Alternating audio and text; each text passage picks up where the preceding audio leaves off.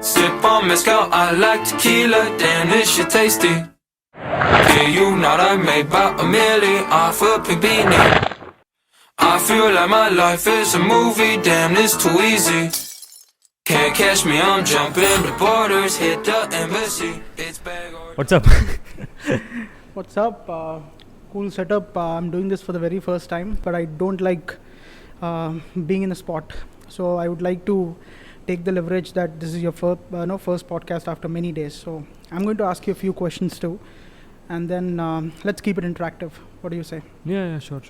Great. Normally the podcast setup would be like I'd be the one who's asking questions, but Sure. let's go. Let's see. Let's put it a bit interactive. Yeah, so a bit about yourselves, Ravi, because I have tremendous respect towards people who start up and who employ people. It might be 2 people or 3 people or 4 people. It's really tough to do that. I just want to know your journey so that I'll give a bit of description or an introduction about myself too. Yeah. Alright, so I started this career maybe like 7 years ago or something. Okay. I dropped out of college in 2017. Okay. I was doing BBA. I was not getting what I was supposed to, I thought I'd be learning a lot of things about business and everything, but I was not learning what they were advertising. Okay.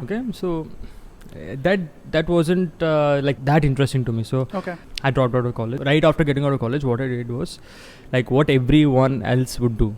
I went on to YouTube and I searched how to make money online. Okay. Okay. So after that, I came across a lot of things.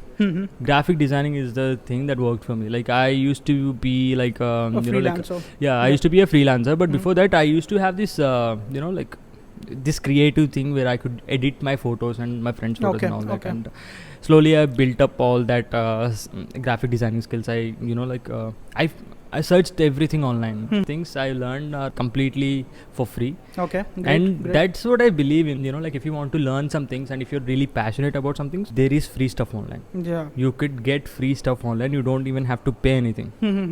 So after that, I started my own graphic designing firm. Okay. I employed a few people and I Nice. got gigs from Fiverr. Okay. So after that, there's this one guy who's giving me gigs like crazy.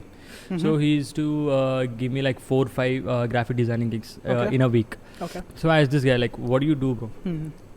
So I was curious, like this guy is paying me like $800 per week. Okay. So I was really curious, like if he's paying me $800, imagine how much he's making. Yeah. And I was not doing that hard work to begin with. Yeah. So I asked him like, what do you do, bro? He told me, I'm doing drop shipping. Drop shipping. Okay. Yeah. Okay. And that's when it hit me. Okay. So this guy is doing drop shipping and is paying me $800 per week. Okay. Okay. And I asked him like, what are your numbers? After what he said, like after listening to his numbers, I was blown away. Yeah. So he was making around like $70,000 or $80,000 per month. Okay. And this was in 2018? Yeah, this was in 2018. Okay. So that quickly got my attention. So what I did was I saved up all the money that I got from this and other clients. Okay. I opened up my own dropshipping shop. Great. I watched a lot of YouTube videos, like I said before. Yeah. There are a bunch of videos where you could learn anything. So I opened up YouTube and I did what I had to do and I opened up my own dropshipping store, and that was a fucking disaster. Because it was the first thing, right? So that gave me a lot of experience in like how things actually work. If you have a couple of $100 and you think you're going to make it in the world, that's not going to happen. That's not going to happen, yeah. So that's like a really big learning for me. So after that, I opened up another store because I got to know, okay, so this thing works. This thing actually works. Like I got a couple of sales, okay, but I lost some money on that. Yeah, I get it. It was all experimental at that time. Yeah. I mean, at that time, nobody knows what dropshipping is, and I lost maybe like $2,000 or something. Oh. And it was a pretty big deal for me at that time. $2,000 on an experiment is a pretty big deal. Yeah. So I just wanted to quit, but those sales that I got, right? So that gave me a bit of hope. Okay, maybe I could do this. Maybe I could do this for a living, and I could make some money. That kept you moving. Yeah. And after that, I tried like a bunch of products and all that, and one product really did really well. Okay. So I made maybe like $30,000 or something in a week. Great. That's a great number. So, and the cost of goods and the profit margins are are pretty okay. Mm-hmm. And at that time, like $30,000 a week is a lot. Yeah. So I did that, and completely I changed all the graphic designing employees into dropshipping employees. Okay. So I kept some people into like customer service and all that. Uh-huh. And like for those of you who don't know what dropshipping is, it's just where you create a website. For the sake of audience, let me explain. Where you create a website and you like upload some products on that. Mm-hmm. But you don't have to buy your own supply for it. Exactly. So whenever you get an order for a product, all you got to do is just order that same product from the supplier, and the supplier would ship the product directly to the customer. Yeah. Yeah. Okay, so that's the whole concept of dropshipping. Yeah.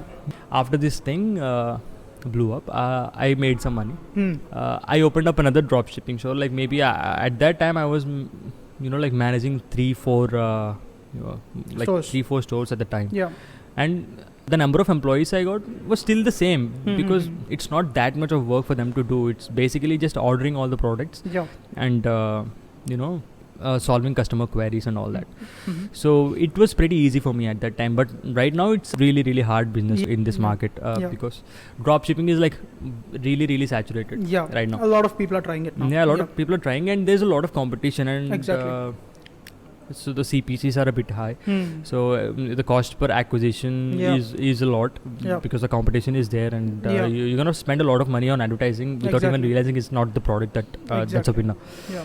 Okay, so after that, like I was thinking, okay, so one day COVID hit and the TikTok was banned, and I was thinking, like, what happens if Facebook and Instagram gets banned? Like, where do I advertise? So that's a big thing, right? Like my whole livelihood at that point was depending on the Instagram and Facebook ads. Exactly.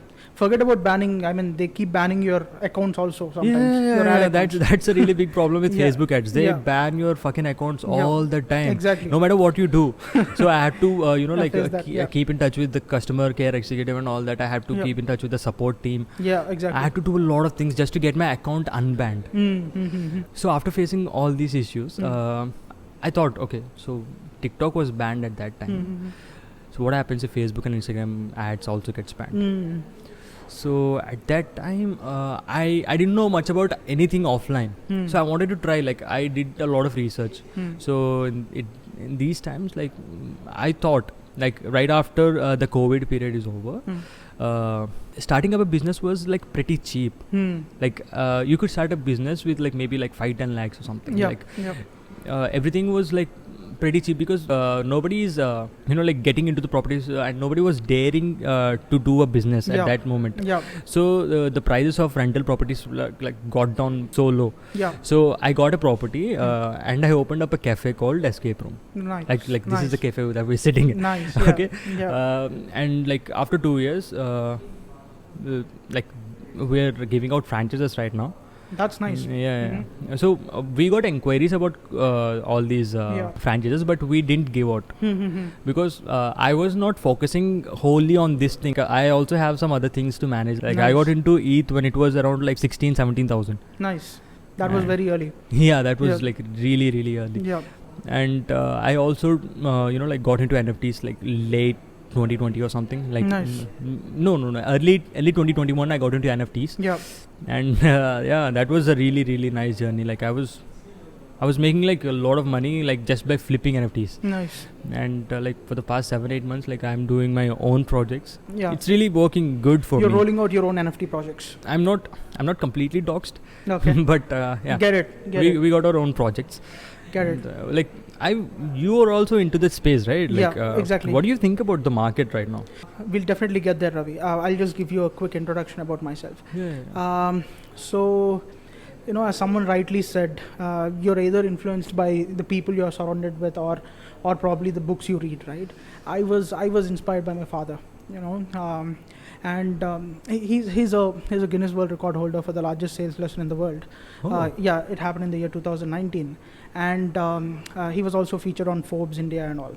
But rather than those benchmarks, what kept me inspired all the time is that he has faced failures, like no one else. At least around me, I don't know anyone who has failed more than my dad did. And he started off as a sales representative at the age of 19. He was one of the youngest sales representative to join Cipla back then, and he went to Ranbaxy. He did a very good job there, and then he started off with his own company. He ran it for like 6 to 8 years, I believe, and then that's a really long time. and then it went into losses. This was like 15 years or 20 years back, where it went into losses, and he lost around 25 to 30 lakhs at that particular point of time.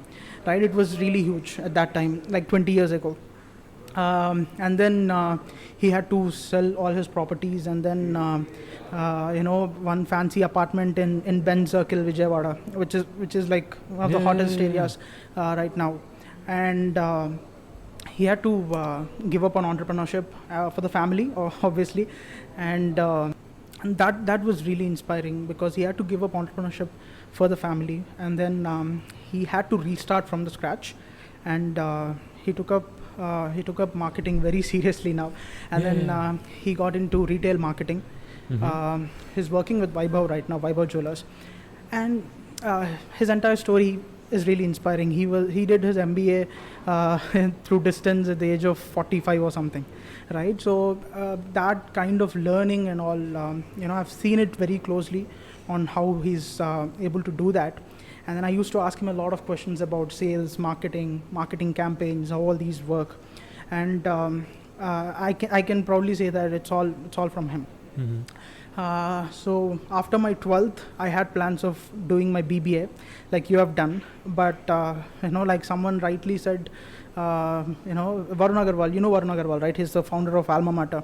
He said one thing: if you're not a doctor or an engineer, you're considered to be a terrorist in India, right? And it's really true in some cases. I really applaud you for taking up BBA. Regardless of you dropping out or not, it's a very good choice that you wanted to do BBA. But at my particular point of time, I was like, let's go with BTech plus MBA, or BTech plus a master's in marketing degree, right? And that was so you got into marketing because of your father, was it? Yeah, that was the whole thing. There's a lot of influence on me. And I have some benchmarks. I just want to break them. For example, I want to break his Guinness World Record now. With probably a Web3 marketing course. Delivered someday. So those kind of benchmarks really kept me motivated. But yeah, the entire education system is like that. You have to prepare for your JEE mains and JEE advanced or MSET, and then go for your BTech. That's the only choice we had, right? So I had to do it eventually. I have joined in my BTech Computer Science Engineering. I went to Lovely Professional University, and I've done it there. But in the third year of engineering is where I thought I should get into entrepreneurship and something relatable. Okay, so you started your own company when you were in your third year. Yeah, in a way. It's not exactly a company, but we used to run a couple of eateries in Lovely Professional University.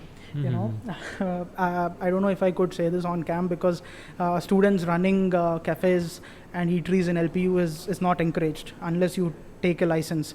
But we did the other way around. We gave rentals to someone else, and then we took it from them, and they paid the rent. So you to did LPU. something illegal in your college. yeah, in a way. And that kind of gave me all this entrepreneurial spirit. And I thought, this is really cool. Why not, run another cafe? And then we have opened another cafe. So we got something in common, cafes. Yeah, we got something in common, that is cafes. And that's the reason I was... And of course Web3. Of course Web3. And that's the reason I was really interested to meet you and, speak with you. Because I really encourage that. Because ultimately, I know how tough it is to run a cafe. I know how tough it is to manage the operations and bring in those people with word of mouth or marketing or whatever, right? So that's a really commendable job that you're doing. I failed there. I've lost a lot of money, because obviously you understand it, right? It's more like taking a sub rental. Someone else is paying for the university, but we are paying this person. I know. Understood. And we were running it. So the rents used to be pretty high. The operation costs are very high. So ultimately, we had to shut all of them down. And like you were the only one doing it, or you have your friends? I had a couple of partners who were helping me with that, and all of us are like-minded people. So that's what it was important. A good learning experience, I would say. Post that, of course, it has taken me 4 years, 7 months or something to complete my BTech. I've completed it with some, some 12 or 13 backlogs. And I've come out of that because I know to do an MBA or a master's degree, I need to get this BTech degree first, right? Okay, yeah. And somehow I missed that in my BTech, so I really wanted to go for my master's in marketing. But then I started off with my own digital marketing agency when I was back to Visakhapatnam, my hometown. It was a tier 2 city. The results weren't great. You know how the market is here in Visakhapatnam. When you start a digital marketing agency, people start asking you for digital marketing services for as low as 5,000 rupees. Because I'm pretty sure that there are some people who are doing it for that exactly. And they're not fucking giving the results. Yeah, exactly. And the clients really don't care because most of them run family businesses here. They don't understand going digital or something like that. So it was really tough for us, and then COVID hit. We knew it's an instant failure. With the kind of revenues we were raking in, I know that it's not going to work in COVID at all. But yeah, if you ask some other people, they would say that no, COVID gave us more revenues because digital was. To be honest, was on the rise. That's the same thing happened to me. Exactly. Yeah, so it works different for different people. Exactly. So and then maybe I've given up, a bit earlier, something like that. Probably. But yeah, I've gone for my master's in marketing. And then after my marketing, I think it's purely because of my personal branding on LinkedIn. I started connecting with, very good people. Yeah, bro. Yeah. You were the only one who told me yeah. You got a lot of connections on LinkedIn. Exactly. Exactly. Then I've been into the Web3 space for a really long time. I mean, maybe 2 years in this space is 4 to 5 years in normal traditional marketing. Exactly. Things change pretty fast. Exactly. Okay, so I was in this space for maybe 2 years or something, and you were pretty early. I'm not going to say that you were a noob. You were in the space for a while, but you got a lot of connections than me. Exactly. And that through LinkedIn. Yeah, I would say that's definitely through LinkedIn, and that's the reason I encouraged you to, you helped me create my LinkedIn get profile. doxed and then come out of that basement and come into light, right? But that's a really good thing that you're doing right now, because LinkedIn has helped me get various clients, various jobs. Let's not make this about LinkedIn. Yeah, that's for sure. But then, that's... If LinkedIn is listening to this, sponsor us. Yeah, that's for sure. But that's how the journey with Web3 has started. I've worked for a Singapore-based cryptocurrency exchange called RocketX Exchange. They are kind of aggregating all the centralized and decentralized crypto exchanges and giving crypto for the best rates. You can imagine that to be a sky scanner for flights, maybe, and this is like a sky scanner for crypto, right? What does it do? You can get best rates. When you compare centralized exchanges and decentralized exchanges, you have different rates when you're swapping or when you're cross-chain swapping your tokens or trading your tokens, right? Now, what RocketX does is that it will obviously put all these platforms into one single interface, and then it will say, if you choose a CEX, it's going to cost you this much, the platform fee is this much, the gas fee is this much, and then if you choose a decentralized exchange, this is what it's costing you to trade your tokens. Okay. And that's how it's helping users to get the best rates that's cool. through an algorithm. So I have led growth there, and then I got an opportunity from a UK-based Web3 gaming company. And started working there. I've been looking after partnerships, growth, content marketing, social media marketing, you name it. And I'm doing it right now when it comes to the marketing side of things. Okay. So that's a brief. So let's talk about the question that you have raised. It's a really interesting question. What do you think is what do you think is the future of Web3, obviously? But then before that, what do you think about crypto and NFTs? Let me ask you this question. You have talked about this RocketX exchange or something, right? Let's leave about the exchange market, first of all. Right now, it's completely bear market. It's like shit right now. It's a shit show. Yeah. What do you think about the crypto in future? What do you think is going to happen? Right. In maybe 2-3 years or something? That's a great question. So I think cryptocurrency is not a store of value yet. People are thinking that it's a store of value, but I'll give you an example of store of value. It's gold, right? Because gold was never this volatile. right? Of course, When you're investing into gold, if you look at the historic data, it kept rising high and high. It did not disappoint the investors. But then if you look at crypto, if you imagine you were lucky, to get into Ethereum when it was 17, 18,000. Imagine people getting into Ethereum when it was 3 lakhs or 3,20,000 INR. Right, and for them this is definitely come closer to me. This is definitely bullshit, right? Because they have lost a lot of money. This is what scares a lot of people. Yes, like this is exactly what you don't want to do. Exactly. When you're entering into something, like you shouldn't enter when it's like all the way up. Yes, exactly. Like this is like investing 101. Exactly. And a lot of people just invested exactly at the highest point and then they lost everything. Definitely, that's what is happening right now, and that scares a lot of investors. See, like right now it's a bear market, right? Like what do you think? Like people should invest right now or no? See, there are two things to consider. Not financial advice. Not financial advice, definitely. But there are two things to do. One is obviously the research that they are going to do. Are they reading the white paper well? Do they understand the team? Do they understand the token utility? Do they understand tokenomics? These all come under research, and if they understand this well, and if they think that there's value in the project, they can pump that. Obviously what's happening is that you're pumping in a lot of money, like a lot of retail investors are pumping in a lot of money. But what happens when an when an influencer markets a token that's like completely for pump and dump shit? Yeah, so that's what I'm telling. So research is the key, because random influencers, random content creators are coming out, and if someone like Elon Musk tweets about a project, it's going to go up. No matter if he uses a hashtag or something which is relatable to the project, to an existing project, people will find it and then invest in it. Like if Elon says, "I like dogs," the Doge will pump up. Yeah, that's it. So, and then if he uses a random word or something, people are searching for the token and then investing. You know about the Goblin Town NFT? Yeah, like that yes, definitely. I don't know, like where I've heard this. Like the word of the year right now is Goblin mode. Yeah. Okay. So when CZ posted Goblin mode, the floor price of Goblin Town NFT like blew up in maybe like hour or something. Exactly. So that is what is happening. Tweets are like making things skyrocket. Tweets and then from influencers, obviously. Yeah. And people are investing blindly is what I think. Majority of the people, not all. But if they could do proper research in terms of everything that I've just stated, I guess that's definitely going to be helpful. The second main thing, Ravi, is that people need to understand a few things, right? So they need to understand that blockchain projects are basically built on 3 layers, right? So the first layer, layer 1 blockchain, layer 2 blockchain, and the layer 3 blockchain. So layer 1 blockchain, this is where the entire action takes place, right? Yeah. So these are the base layer protocols, I would say. Take examples of Bitcoin, Ethereum, Solana, Cardano. All these are layer 1 blockchains, right? So what they do, they have this capability of processing and finalizing transactions on chain. Okay, and people need to understand this. They need to see if a market cap of a particular blockchain is going to go till the range of Bitcoin or Ethereum whenever they are assessing a project at a very early stage. Probably at a launchpad level, right?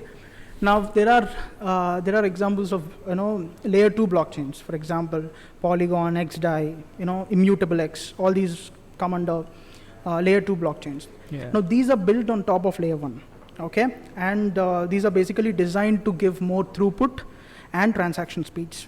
People talk about Matic has, Polygon has a lot of transaction speeds, right? Higher transaction speeds when compared and lower to gas. Ethereum. Yeah, lower gas. So these are basically scaling solutions, and they use different techniques for that, sharding or whatever you call them. Now these are all layer 2 blockchains, and what happens here is that all the transactions that take place are going to be off-chain. So the burden on the main blockchain is going to reduce significantly, right? And that gives more throughput and higher transaction speeds. Now there are layer 3 blockchain projects. Even they roll out crypto tokens. Now these are essentially decentralized applications and DeFi apps that are built on other layers. So if you look at the examples, something like Yearn Finance, Uniswap, these are all the examples for layer 3 blockchains. So it's really important to understand. I'll tell you this. Do you think the market cap of Ethereum is going to be higher than Bitcoin maybe at some point of time? Yeah, probably. probably, right? But do you think a layer 3 blockchain project could have higher market capitalization than Ethereum? We never. I mean, I don't know. At least I think it's not going to happen. Yeah, at this point, Yeah. we fucking don't know what's gonna happen. Yeah. We both know that it's not gonna It's not happen, gonna but You know? we're like not sure about like Yeah. what happens if Elon Musk rolls out a tweet Yeah, and that's what. it goes up. Maybe something like that could happen. Yeah. But then I definitely think, at least let's forget about layer 3, even a layer 2 blockchain. Let's take the example of Polygon. I personally think Matic won't have a higher market capitalization than Ethereum. Yeah, of course. Yeah, because let's take today's scenario. A Matic has a market capitalization of somewhere around $6.97 billion. Okay, and then Ethereum has a market capitalization of somewhere around $144 billion as on today, right? So there's a lot of difference, and I don't think layer 2 and layer 3 blockchain projects would be able to match with layer 1 blockchain projects, because these are directly dependent on that network. If something happens to Ethereum, let's say, what's the future of Polygon, right? And if something happens to Solana, other projects, the layer 3 blockchain projects that are built on Solana are definitely going to take a hit. Yeah. Right? So these kind of things have to be assessed by retail investors whenever they are getting into crypto projects. And you said one main thing, getting in early into the project is really important, right? And for that you can take different approaches. You may go through a private allocation, you may go through a launch pad or an IEO or whatever, but try to get in as early as possible. Do all the research and only then invest in these projects is what I would say. Yeah. And you should tell me about the NFT space. How is it right now? Because you are in this space. You've sold a few projects, both free and for a price. So you tell me how's NFT market it was going? like like sunshines and rainbows when it was like 2021 and Mhm. early 2022s. Mm. And right after the bear market, like right when it started, Mhm. everything went to shit. Mhm. Okay, so there were days where I just minted an NFT for like maybe like 0.2 ETH or something, and the next day I would sell it for 0.8 Mhm. or maybe like 1 ETH or something. Mhm. Like those were the days. The ETH price was maybe like 2.5 or 3 lakhs or something. Right. So it was like really, like really high point. Mhm. And coming from me, like who invested in Ethereum maybe when it was like 20,000 below, Mhm. like I was making a shit ton of money Yeah. on that. Right. And the main part that I did was like I didn't buy in. Mm. So when it was at a high point, I didn't buy in. Yeah. There is a saying, right? Like when it comes on the news, it's not it's not the point where Yeah. you have to invest. Yeah. It's not it. Definitely. So right now the market is not that good. Hmm. Only the higher, the blue chip projects are working, but some projects are working if they got like investment firm backing or something. Mhm. See, it's gonna change like day after day. Yeah. Yeah. Like if you hear one thing that's trending today, Hmm. and it's gonna fucking completely change in the next day. Exactly. I remember when the Goblin Town launched. Mhm. I was like really early into that project. I Mhm. got in when it was like 0.02. Mhm. Okay, so it went all the way up to like maybe like 9.5 ETH or something. Right.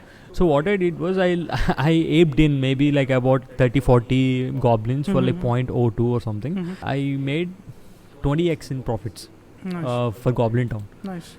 But even at that point, it's like really low. Because right after I sold that, after 2 days, it got all the way up to like maybe 60-70x. Right. So nobody would know like what's gonna happen to this collection after like Right. maybe a day or two. Right.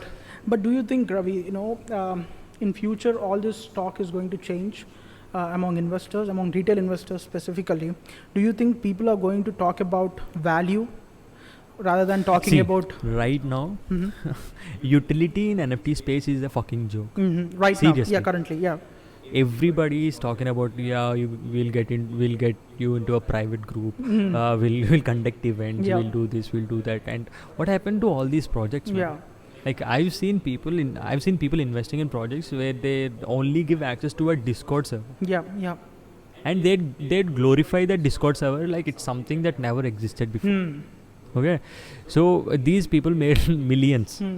by just doing this marketing things. Obviously. Like all the influencers are controlling the market right now. Hmm. Yeah. A tweet can change the future of a project. Yeah. Exactly. Okay, Exactly. so this is at this moment. Hmm. But the future of NFTs is like designed for something bigger purpose. Exactly. It's not about like monkey pictures or something Exactly. like that. Yeah. So we can get a lot of things get done Yeah, in exactly. this space, right? Exactly. So the authenticity of ownership and all that. There are like real life houses Exactly. that have been sold on blockchain, Exactly. like on Ethereum. Like Yeah. there's been a house that sold for like maybe $75,000 or something Mhm. through an NFT. Nice. So how would these how do these things work is that, for example, if you're a constructor, you're building a house, right? So what you do is like after you finish your LLP or something, you just create a contract on your preferable blockchain. So you're gonna create your contract related to that house. Like for example, you're gonna write the contract like whoever owns this particular token owns the house. Okay. So what you do is like simple things like what we do in real life, like private sale and public sale. That's the same thing is going to happen in the future. Like it already happened with that particular house, but it's going to happen in the future because it cuts down the process of all these waiting periods, middlemans and all that, right? So it's just with one click you can buy a house. It's just going to come into your wallet. Exactly. So you can own the property if you can prove that like on chain. Okay. Nice. So that's a great utility of NFTs. See, as you said, NFTs are definitely designed for something big, something purposeful. Because if you look at if you look at some people talking today, they say that crypto is gonna die, NFTs are gonna die. But what I definitely think is that there's no Web3 without crypto and NFTs. Right? Because what I personally think is that Web3 is all about decentralization, democratization, and one main important thing, that is incentivization. Of course, privacy, but also incentivization.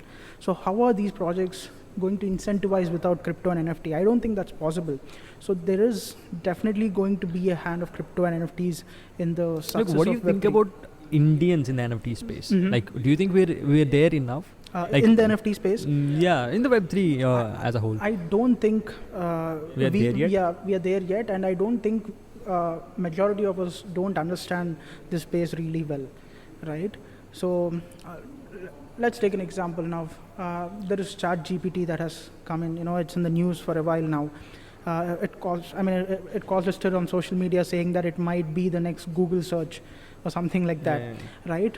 Whenever a new thing comes, it's always going to be the next big thing. Yeah, and I think most of the Indians did not understand it really well, right? Because ChatGPT is the future, is what I think, because it's already giving human-like responses to the questions that you ask, right? And it's still in a prototype stage, okay? And tomorrow, if it goes big, it will urge all these big companies like Google and Bing to focus on incentivization model, because there is a lot of privacy with ChatGPT. It's not asking you any location access or something like that, like how Google does for all its services.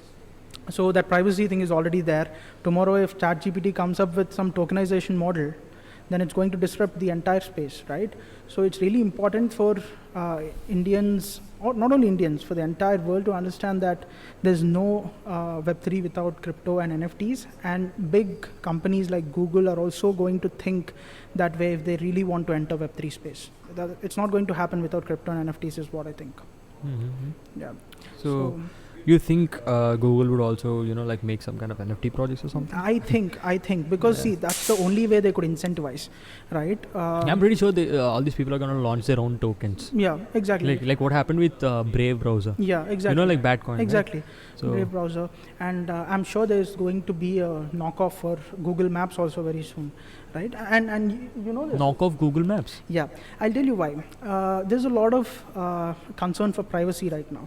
Right, Ravi? And, if you look at Google's new developments, for example, it used to use a domain called maps.google.com. Yeah. It's a subdomain, right? And now they have changed it to google.com/maps.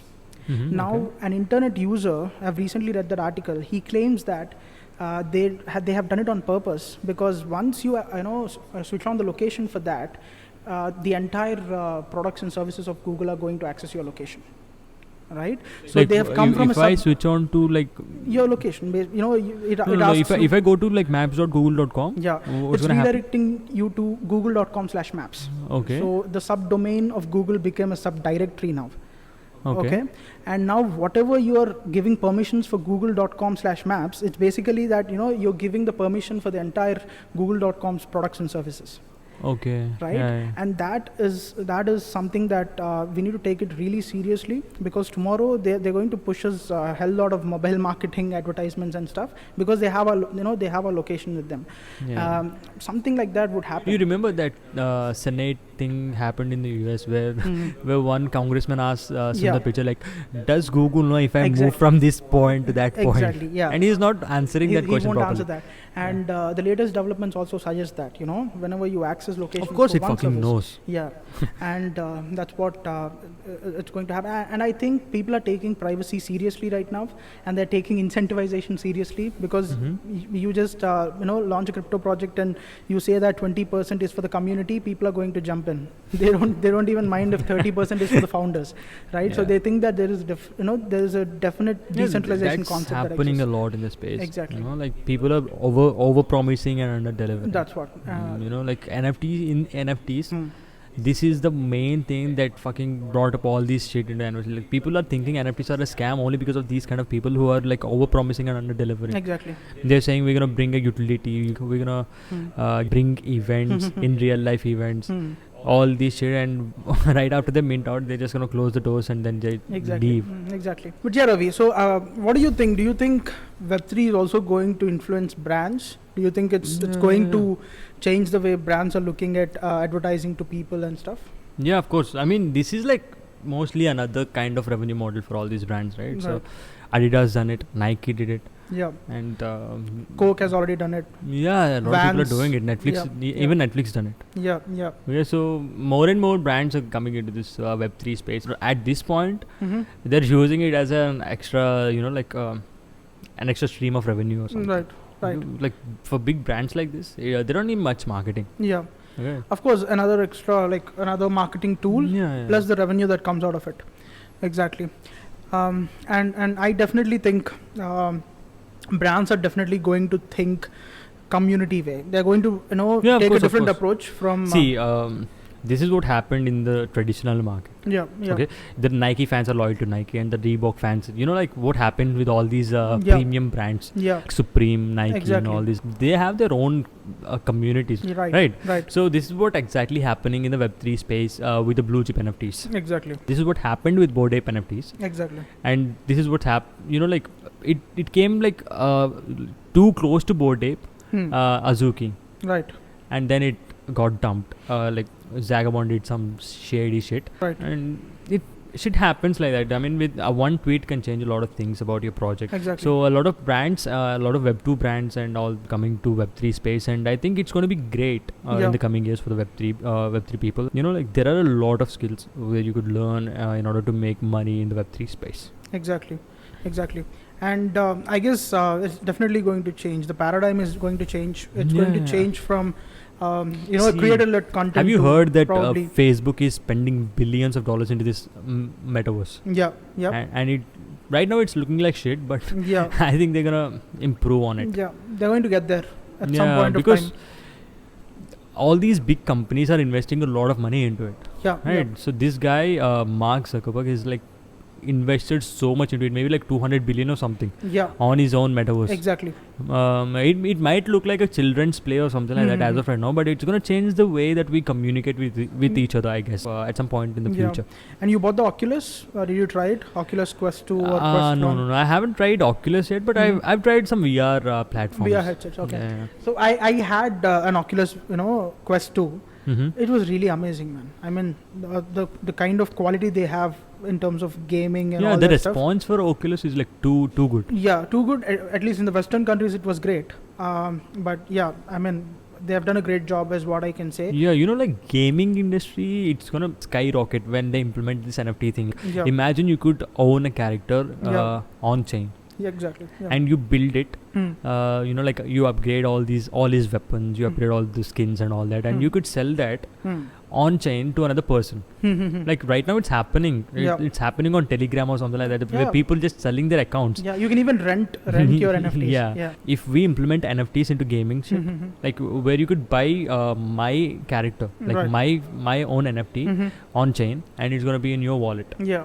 It's a win-win situation for both the player and the marketplace of the game itself. It's gonna generate revenue in many ways. Yeah. So we just need some people to know more about it in order to make money, right? There are a lot of rental NFT marketplaces also that are coming up. They're getting a lot of funding and stuff. Yeah, have you heard about that where you could own a piece of NFT? No. Like for example, the Bored Ape floor price is probably like 80 or something, right? 80 Ethereum. So normal, not everybody can own a Bored Ape NFT. Yeah. So what this platform does is that it splits one Bored Ape into like different pieces. Oh, okay. And it sells that NFT to multiple holders, where you could say you own a piece of Bored Ape. Nice. And you could get included in the community. That's happening in the market. Nice. So it just, you got to know something about the Web3 space, and you got to know how to market it. That's the main part. If you know how to market your NFT project, or if you know how to market a project in general, you're gonna make you're gonna do wonders in the space. It's all right now. It's all about giving out utility that which you really would provide. You shouldn't make promises that you can't deliver. You can't deliver. Yeah. But mostly that's what happened until now. Hopefully it's gonna change in the future. Yeah. And suddenly, Discord and Reddit got a big boost, right? Because previously it was only for gaming. Everybody is in Discord right now. Now everyone is on Discord. Everyone who belongs to these Web3 projects and all, they're coming onto Discord. There are Web2 edtech companies that are building their servers on Discord. They're building communities on Discord. And suddenly if you see Discord is valued at some $15 billion, Reddit is valued at around $10 billion, millions of new users are adding up. I guess all this game is changing. I think there are a lot of things to come, especially for Web3, crypto and NFTs. Yeah. And okay, what do you think about the thing that OpenSea recently implemented? Okay, so there are this lot of platforms, like other platforms are coming into the space, like Blur and all that. Paradigm, right? They invested a lot in Blur. Yeah. So what these platforms do is that they cut the creator fee. Okay, where you could buy and sell the NFT without paying the creator fee. Right. So OpenSea did something where usually when we create an NFT, you could set your royalty percentage on OpenSea itself. Yeah. But right now, with all these other NFT marketplaces are coming into the space, OpenSea did something which is like a kind of a game-changing thing for OpenSea, where it just cut down the royalties completely if you don't implement a piece of code in your contract. And if you implement that piece of code in your contract, what it does is that it won't allow you to sell your NFT in any other marketplace other than OpenSea. Yeah. What do you think about it? OpenSea is doing it with a greedy kind of mindset, or you think it's for the good? I guess it's they're doing it on purpose, only because of the fact that there is a lot of... They're really losing their market value. They're losing their market value, and if they don't implement this strategy, they're going to lose to their competitors, right? Yeah. So they have to do this. It's a compulsion is what I feel, rather than a strategic move. It's a compulsion for them, because if other marketplaces... I'm thinking like instead of taking 2.5% on every fucking sale, you could have just lowered your percentage, your fee to maybe like 1%. Yeah. And more people would come to you. Exactly. And everybody would love to pay creator fee, because people would love to encourage their favorite artists. They could have done that, because they have a huge they have been in the space for a really long time, and like whenever you think about NFTs, like the first thing that comes to your mind is OpenSea. OpenSea for sure. Yeah. A lot of users they have captured in the very beginning days, and even now it's all OpenSea domination. Recently I met a guy where I was changing my car tires. Okay. So I was just browsing OpenSea, the trending collection or something on my laptop, and this guy comes over and he sees my laptop, and he asked, okay, so do you trade NFTs? He asked me, like, I was so surprised, like, how the fuck this guy knows about NFTs. So I asked him, do you do NFTs? And he said, I know what OpenSea is. Okay, so what do you think OpenSea is? I asked him, like, what do you think OpenSea is for? He said, where you could make NFTs and you could sell it. And that's when I know this guy doesn't know shit. Yeah. But at least, but you're saying that he's a mechanic, right? So at least. No, he's not a mechanic. Okay. He's here for his own car. Oh, sorry. Okay. For that. Yeah, okay. So, but that guy doesn't know anything about Yeah. NFTs, but he knows OpenSea. Yeah. And he knows that it's something relates to NFTs. Yeah, that's what. So OpenSea has captured that market. That market, yeah. At Yeah, least, for sure. at least they have captured that market where they're attracting newbies. At least where. Yeah, could, that's that's what's happening. buy A and lot sell of people NFTs. who wants to come to NFTs, like the first thing they do is like go to OpenSea and see what's going on there. Yeah. And then they get to know about MetaMask. Yeah, exactly. And they're buying domains and all that stuff on OpenSea itself, right? It's not just NFTs. They're even buying domain names and all that Yeah, Ines. So So, you don't essentially buy whatever you want on OpenSea. right. Like you have to mint your domain Yeah. firstly, and Yeah. then you could buy it on the secondary market. Yeah. So yeah, a lot of things are happening, and a lot of people are flocking into OpenSea, especially because when you look at all the projects, you don't want to list on any other marketplace, right? So you definitely want to be listed on OpenSea when it comes to secondary not market. right now. To be honest. Right now, it's a different scenario. But but when I was starting out, like OpenSea is the way to go. Yep. So like a lot of people, like a lot of Web 2 entrepreneurs are now getting into Web 3 space, right? So recently I've spoken to this founder of a project. Okay, I'm pretty sure you know him too, but I'm not going to reveal any names. Okay. Okay. So he invested like a lot of money into it. Yep. I mean, he got like 11 employees or something. I'm not going to say how much he invested, but he invested a lot. Let's say if I'm investing 10 lakhs, he invested 10 times of that money. I'm not going to say the complete number. Yeah, you have said the number. Yeah. Okay. Yeah. So I'm guessing. Okay. So this guy, he's like super nice. Yeah. I'm not gonna say where he's from. Okay. Yeah. I've talked to him. Yeah. Okay. So he's doing everything good. I mean, his intentions were really, really good. Yeah. The project was really good. Yeah. But the thing he did wrong is that he hired all the Web 2 people in the Web 3 space. Exactly. That's the main mistake he made. The place that he found all these people is first of all, that's the wrong place. Yep. If you want to market your NFT products, you have to search for the NFT marketer in the place where they all belong. Right? Exactly. So he did that one thing wrong. And the second thing is, the guy who manages the Twitter, he was just tweeting all day and doing nothing else. Yes. The tweets are fucking not related to the project that they're doing. Yeah, thinking that, obviously thinking that Twitter would bring them users, Twitter would bring them NFT buyers or something like that. Okay, so But I talked to the CEO of that company. Yeah. Okay. Yeah. So he was like too eager to know what's going wrong with them, with their project. I mean, they have the value, they have everything. Yeah. To be honest, we sold out projects in like 4 minutes or something with no value at all. But this guy is giving all this value and they're still not minted out after 4 days. Yeah. And on the 5th day, I talked to the CEO of that company through Microsoft Meet or something else. I never use that shit. Okay. I only use Discord. Okay. Yeah. So I talked to him on that and he was like really eager to know what's going on. I told him everything that's going on, but obviously I'm not going to say everything, right? Yeah. I have to play my own fucking cards. Obviously.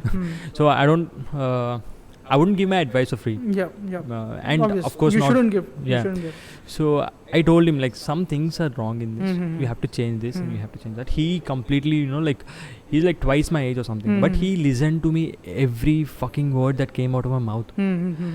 And he made all these changes. I'm guessing he made all these changes because his Twitter changed for good now. Yeah.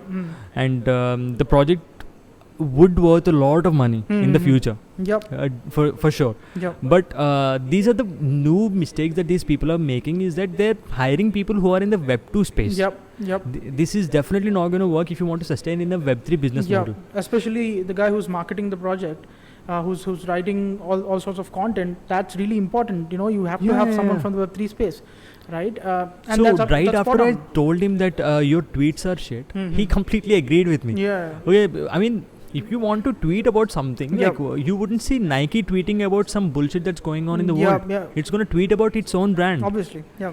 And the Twitter person who is handling all these, all his account, I mean, all the project account, he is tweeting about SBF, all these scams and All these trending hashtags. Yeah, he's using all this trending. It's like a degen project. Yeah. Nobody would market a proper valuable project like that. Yeah.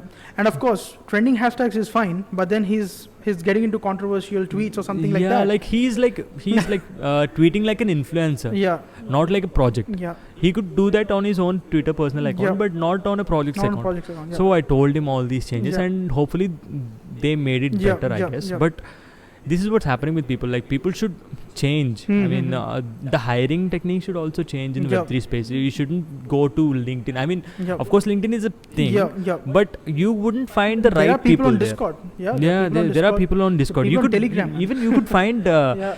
people on LinkedIn, Yeah. but you have to do a really thorough, Yeah. Like Scrutiny and interview. research, Yeah. And then you could That's hire right. them. Yeah, that's right.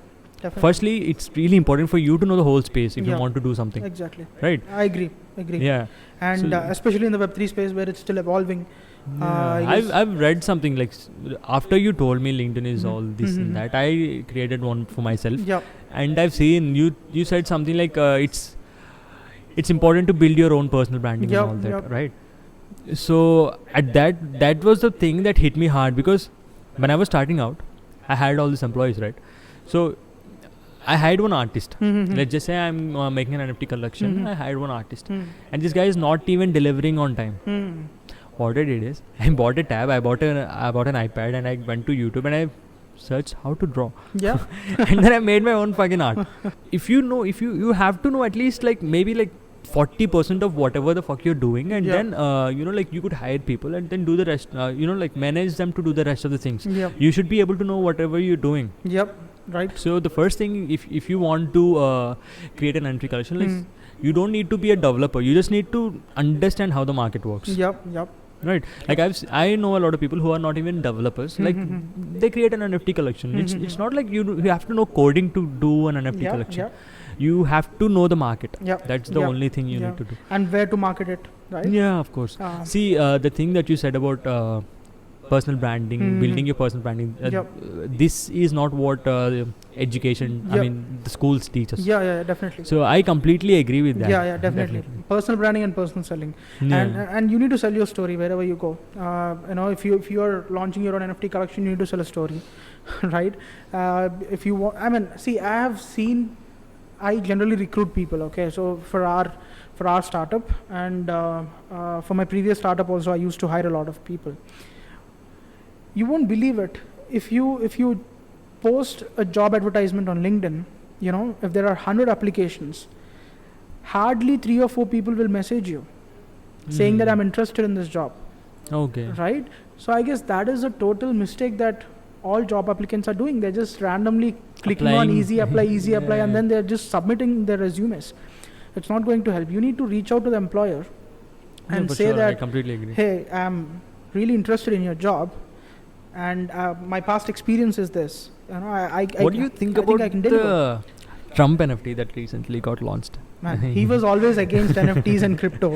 If you look at his previous interviews, he said he'll ban them someday, and there he is. So, yeah, But I don't think why he did that. I mean, he's not short of money, right? He's definitely short of money, man. He is short of money. Like 4-5 million is nothing to that guy. Yeah. But maybe he's having more plans. He's seeing how his influencer game is working, and then probably he'll maybe introduce more and more things like Gary Vee.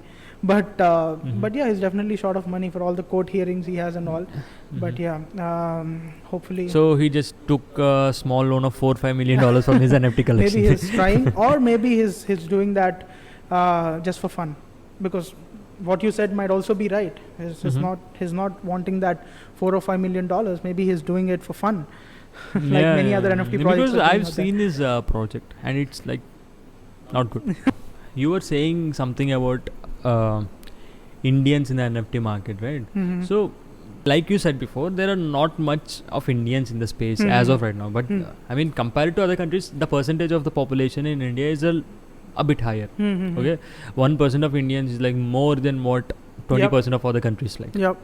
So I guess we are there in the market. What do you think about us? I mean, Indians, like not in the NFT space, like in general. Like, where do you think we are headed? I've been hearing a lot of shit talk about India and all this. Yeah. So that's a really good question, Ravi, because I've been posting about this on social media all the time, that India is going to grow as a superpower, right? And then the very first question I get is, hey Akhil, there are a lot of unemployed youth in the country. The government needs to solve this problem first. The startups in the country and the companies in the country should address this problem first, rather than just speculating stuff. So what I would say to them is that let's compare the same scenario with China, for example. Okay, China has around 90 million people who are aged 20 to 24 year old. They are like proper working age group that they have. 20 to 24, whereas Indians are like 115 million or something like that when it comes to 20 to 24 year old people who are ready to work. So you can see the difference. There is a vast difference. And yet, let's take the unemployment rate, for example. China has an unemployment rate of somewhere around 6%, I would say 5.96%. And as of 2022, the unemployment rate in India is around 7%, right? And that's the data we have right now on the internet. And if something is wrong, maybe ChatGPT should correct it maybe. But as of the information available right now, I guess those are really good numbers, because we are comparing ourselves with China, which is one of the richest, not one of the richest, it's the richest developing nation of the world, right? And we are really close to those numbers. And then the very next question people ask me is, what about per capita income? Okay, let's really talk about per capita income. Let's break all these myths. If you see the top countries that are having per capita income, if you look at the list, you'll see Qatar, UAE, Singapore, Luxembourg, these kind of countries in top, right? There's no USA in top 10, right? Of course, we are ranked 120, but you need to understand that even China is like 79 or 80 in the rankings, right? Yeah. And remember, we are comparing with some of the richest countries. The top 10, obviously, they're all small countries. Yeah, of course. Right? And even the population-wise and the population-wise and all the area-wise, they're all small. And obviously, they have a stronger economy than us. What happened to our economy and what happened to our resources. Let's not go there. Let's not go to history and crib about the Britain, right? But what I'm trying to tell is, that's where you finish your masters, right? Yeah, I had to go there eventually because of the education system and all. But I came back because I definitely know that I have to. This is what's happening. Like a lot of people are going out to abroad to study and all that, and they're staying there. What do you think that is? Like, we have a lot of opportunities here as well. See, I personally think it's always good to go and explore other countries, explore opportunities, and then come back and work here. And then come back, gain the skill. Come back and work for companies here, pay taxes here. Do your bit to the country rather than cribbing about it. But I respect people who have gone there and who are doing businesses. I mean, who are working there, because obviously they're all going for better opportunities at the end of the day, right? But what I mean to say is, stop cribbing about India. If you go there, it's all good. It's all for better opportunities.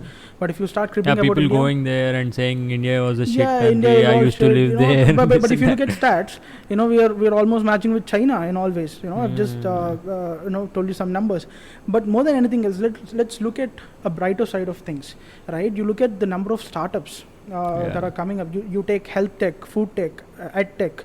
You take whatever sector you want, and then you see that our startups are actually standing as examples for the Western countries, right? They are copying a lot of things now. Previously, it used to be like, whenever we pitch an idea to investors, they used to say that, it's a copy of that Western country, Western country even startup. I've heard that like Y Combinator is investing a lot in India.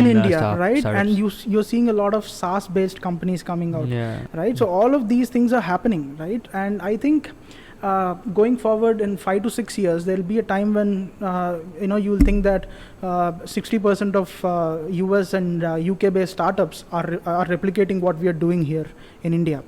So I think we are heading there. I just want to say one thing, is just a fun fact, and a recent report revealed that. Okay, a recent report revealed that the Britain has looted around $45 trillion, between 1765 and 1938, I believe.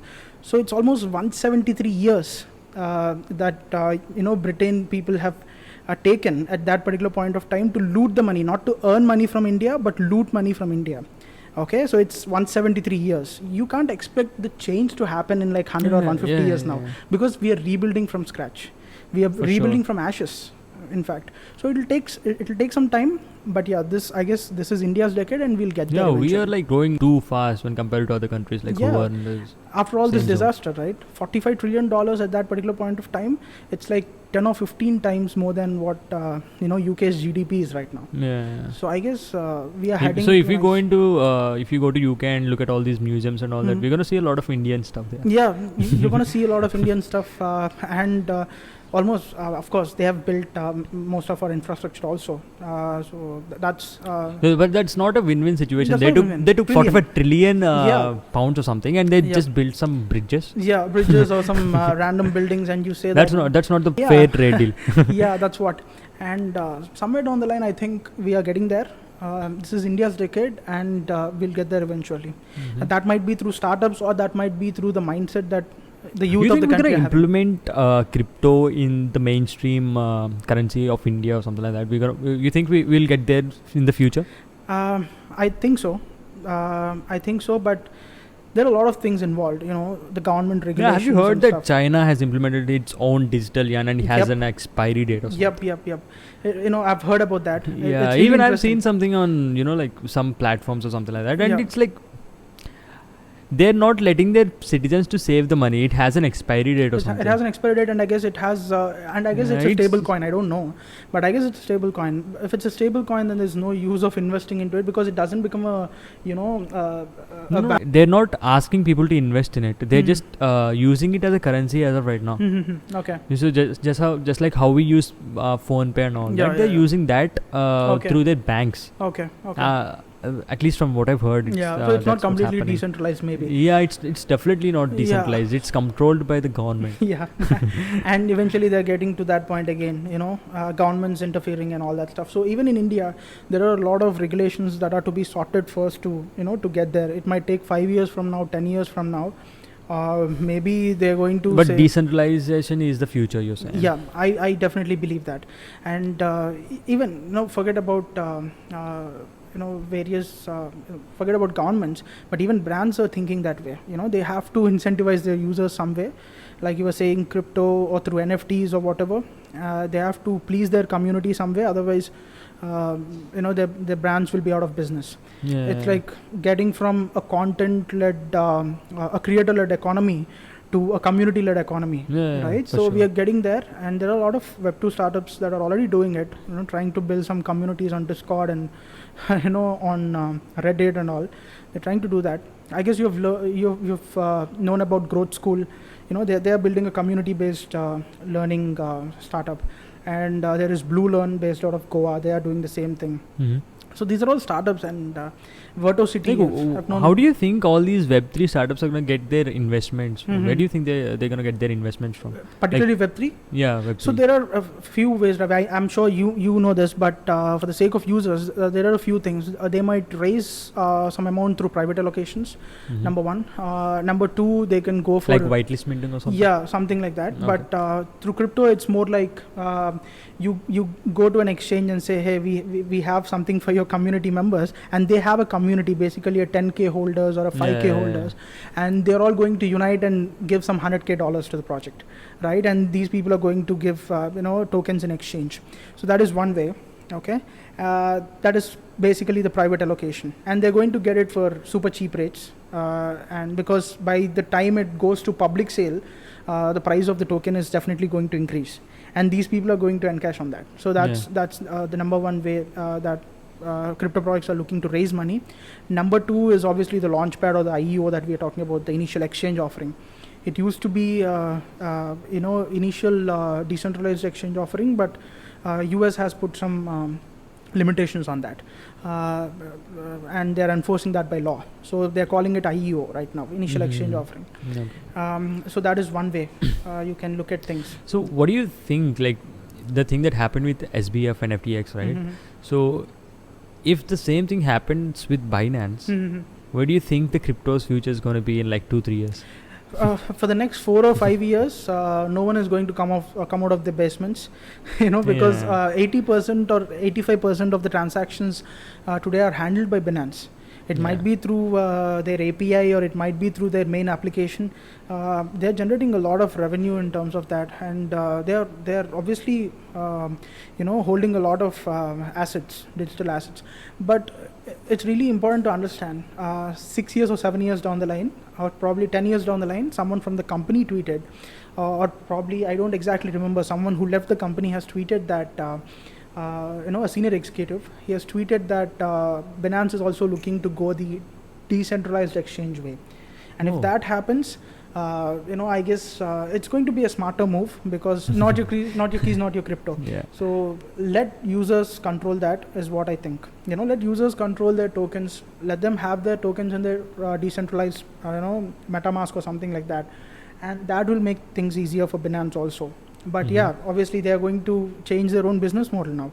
Like they have to come up with different tokenomics, maybe different kind of revenue structure and profit sharing model with the community. We have to. Like, have you heard that these FTX guys used QuickBooks for their account? Yeah, I heard it from you actually. But yeah, QuickBooks, they've used QuickBooks for all their accounting and all that stuff. I don't know what that's really fucked up, right? Yeah, I mean we have done it. We would do it in a very basic stage when the startup is going from scratch or something like that. When we are bootstrapping, but for a company to do like that at that particular stage. Yeah, it was like. It worth some tens of billions of dollars. Yeah, and Sequoia has invested into that. I mean, no comments, but yeah, that's how it is. And I want to tell you, like 80% or 90% of Web3 so-called VC investors don't know what's happening in the Web3 space, right? Yeah, if they see some users, they're happy with it, and they don't know that. They just look at the charts and it's like, it's pumping. Let's invest. It's pumping. let's give them a chance.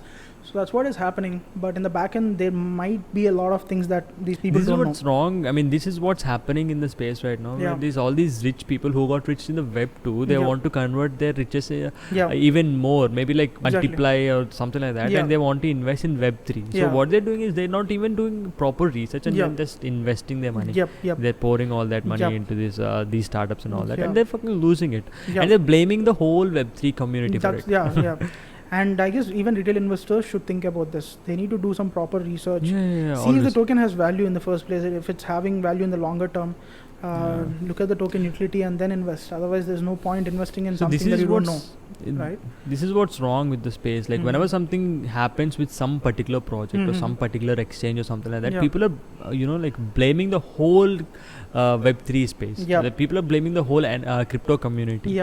This is completely wrong. Where you shouldn't blame the entire thing for one man's mistake. Exactly. So and going down the line, you might see some 3 blockchain layer 1 projects doing well. A couple of blockchain layer 2 doing well, something like Polygon or something like that. Again, not a financial advice. And obviously 3 or 4 or probably 5 or 10 maybe decentralized applications that are doing well on layer 3 blockchain. I guess eventually that's going to happen. A lot of these projects are going to disappear. It might be this is all for good, to be honest. It's all for good. If all these things disappear, people would understand the true nature of decentralization. I hope that day comes really soon, because I think it's a bit far right now, because these people are still getting investments out of everywhere. So they're going to run their projects for more than 2 or 3 years from now, and then once they have the cash crunch, they are going to come and say, hey, we are fucked up, bankrupted. SBF tweeted, I fucked up. In a day, in a night, or maybe the value of even SBF has gone down dramatically, right? From he's a billionaire, obviously. Dude, I know a lot of people who had their money in FTX, and some of the famous YouTubers even had their money in FTX, and they lost everything. They lost everything. And the only guy who got beneficial out of that was Probably Kevin O'Leary. He was given some $15 million every time to be a spokesperson, to make an appearance and to become a spokesperson. But yeah, I guess he's the only man. But no comments on that again, because obviously there is some case going on against entire FTX and their advisors and all that stuff. So yeah, this is what is happening in the space. But hopefully there is light very soon, and there are a lot of I think this is completely necessary for a thing to grow and evolve into something bigger than it actually is right now. And all these failures, fuck-ups, they all should exist so people would understand the true nature of decentralization, like I said before, and they would not trust all these exchanges which are centralized and like blindly put all their money in one exchange or something like that, and then lose and then complain the crypto has ruined their life. I hope that day comes soon and people would really believe in decentralization. And I believe, man, as you said, there should be all the people that are investing right now, they should be investing in different assets, not just crypto, but it's better to diversify and then invest a bit in gold, invest a bit in stock market or something like that, because ultimately they shouldn't complain saying that they have lost their life earnings into crypto, right? It's obviously not financial advice. Not financial advice again, but a better financial advice than what influencers are doing out there. Definitely. They just give random numbers of returns and all, and they keep posting that on Instagram and stuff. I think that's not a good idea. Diversification is the key. And what do you think about people using their influential power for their own benefit? I mean, man, I'm always against influencers. Like, who I'm talking about. Right? And I'm always against influencers. I'm always against influencers who... I mean, who the one person that I'm talking about who is using his power definitely in the Web3 space. And in the Web2 space also, there are a lot of influencers, micro-influencers who are encashing that, right? They are not standing on what they're saying, right? They're not following something that they're saying. So I'll give you an example. Dude, I have a Twitter account like where they would pay me like the undoxed account. They would pay me like $3,000-4,000 for a tweet. For a tweet. That's happening. For a tweet about their project. Yep, that's happening. So if I took that money and promote it and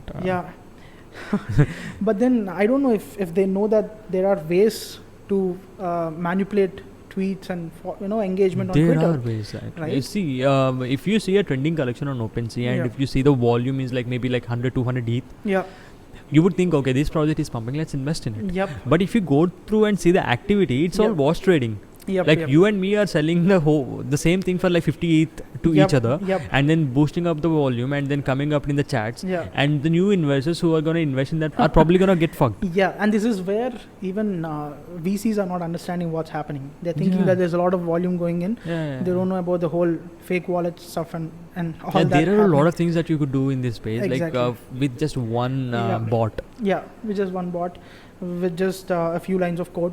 Everything can be manipulated. Like a few days ago, I made a bot with my team, of course, where it would create multiple wallets, and then it would just enter all the pre-mints. Right. Okay.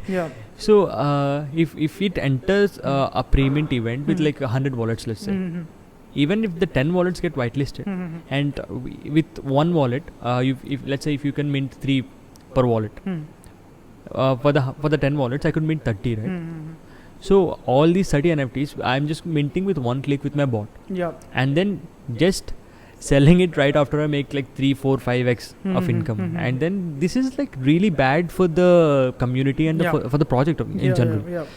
But if you want to make money, these are the things that you have to do in this space. And VCs should understand that this is happening. Retail investors should understand that this is happening. Maybe there should be better research tools coming up, for all these VCs and for all these investors.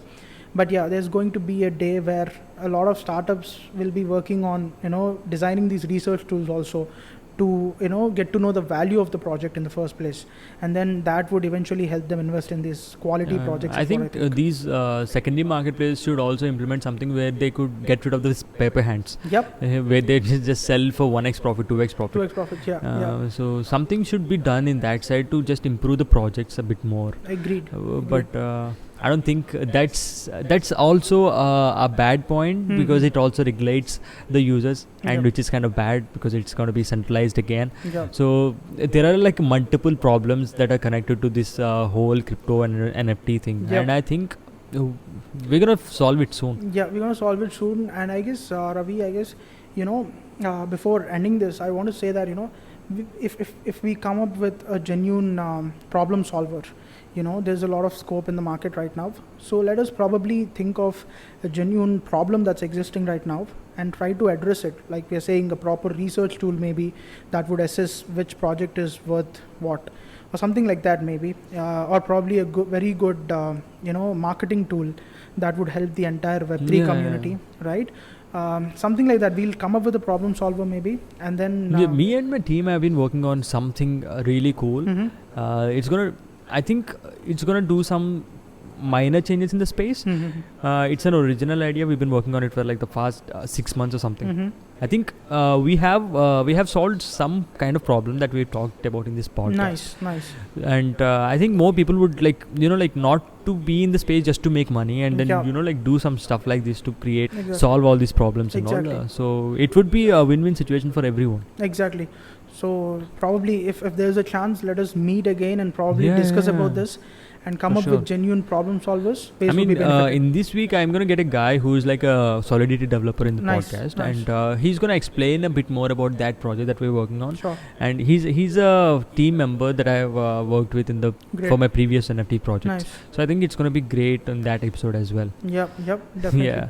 So let's keep the conversations going, and thank you for inviting me today. Yeah, it's a pleasure. You gave a lot of value in the podcast. Thank you so much. Gave a lot of and I got to know you in a much better way. We have spoken before, obviously, but that thing, like the meet, how we met was like it's a complete different story. Yeah, you were drawing some SBF toons. I was learning how to draw on my iPad, and I was drawing some kind of degen project. And you saw me. And it was crazy, in my cafe, like I was sitting over there and you were sitting here. I did not know that someone in a Tier 2 city would be working in the same field that I am, and who's working. That was like too crazy for us to meet while I was working on it, and you came to me and you were saying, are you working on an NFT? Yeah, exactly. I got to know you better, man. Even I got excited to see someone who is also in the space, but working for a organization. Right.